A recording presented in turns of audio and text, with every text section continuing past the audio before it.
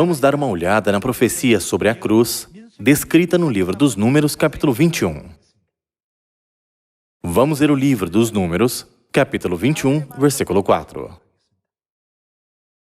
Então partiram do Monte Or, pelo caminho do Mar Vermelho, a rodear a terra de Edom. Porém o povo se tornou impaciente no caminho. Versículo 5.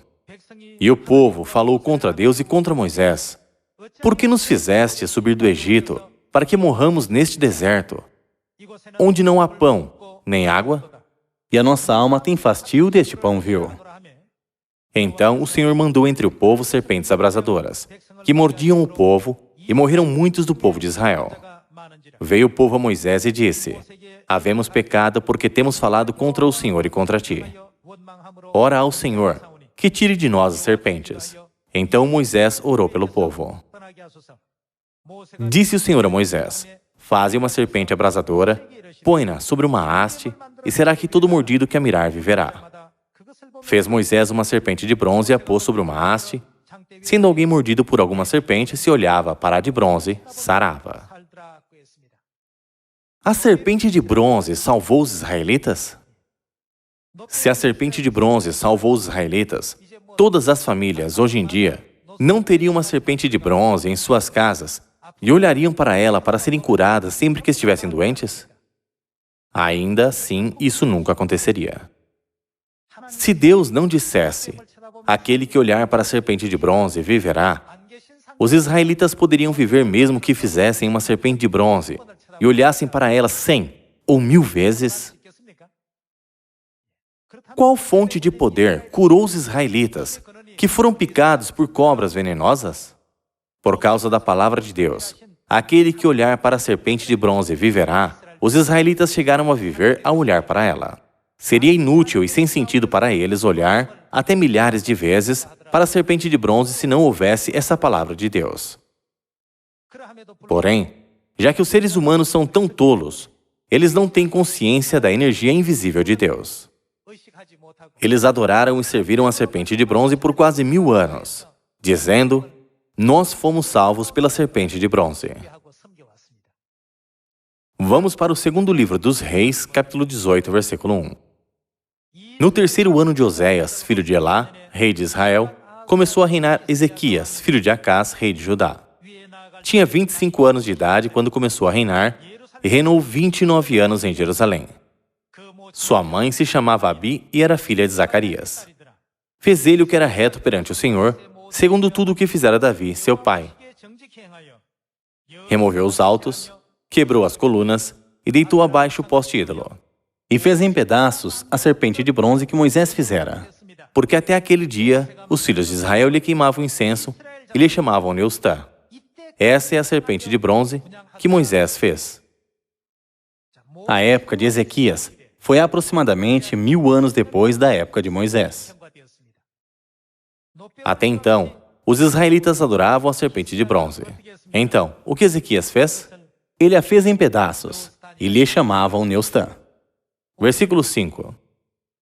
Confiou no Senhor, Deus de Israel, de maneira que depois dele não houve seu semelhante entre todos os reis de Judá, nem entre os que foram antes dele. Porque se apegou ao Senhor, não deixou de segui-lo e guardou os mandamentos que o Senhor ordenara a Moisés. Assim foi o Senhor com ele, para onde quer que saía, lograva bom êxito. Não é bom que ele tenha se livrado de Neustã, a serpente de bronze? No Novo Testamento, Jesus relacionou isso com a questão da cruz. Vamos continuar com o Evangelho de João, capítulo 3, versículo 12.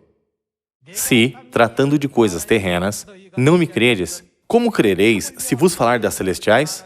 Ora, ninguém subiu ao céu, senão aquele que de lá desceu, a saber, o Filho do Homem que está no céu. E do modo por que Moisés levantou a serpente no deserto, o que ele levantou? Que tipo de serpente Moisés levantou? Era uma serpente de bronze. E do modo por que Moisés levantou a serpente no deserto, assim, onde importa que o Filho do Homem seja levantado? A serpente de bronze foi levantada em uma haste, e Jesus foi levantado na cruz. E do modo por que Moisés levantou a serpente no deserto, assim importa que o Filho do Homem seja levantado. Jesus veio a esta terra 2000 anos atrás e foi crucificado. A cruz em si tem o poder de fazer expiação pelos nossos pecados? O que nos redimiu dos nossos pecados e nos deu a graça da expiação? Não foi o precioso sangue de Jesus Cristo? Mesmo que o sangue tivesse sido derramado por qualquer outro meio, que não seja a cruz, o seu sangue é precioso. Nós não precisamos da cruz para o perdão dos nossos pecados. Os israelitas colocaram de lado a palavra de Deus, aquele que olhar para ela, viverá. Eles adoraram e serviram, por mais de 1000 anos, a serpente de bronze, que nada mais era do que um instrumento. Hoje em dia, o que as pessoas religiosas do mundo adoram, usando como pretexto o precioso sangue de Jesus Cristo? Elas usam uma cruz como colar, a colocam no alto da igreja e a gravam no púlpito e na parede. Com isso, elas estão adorando a cruz.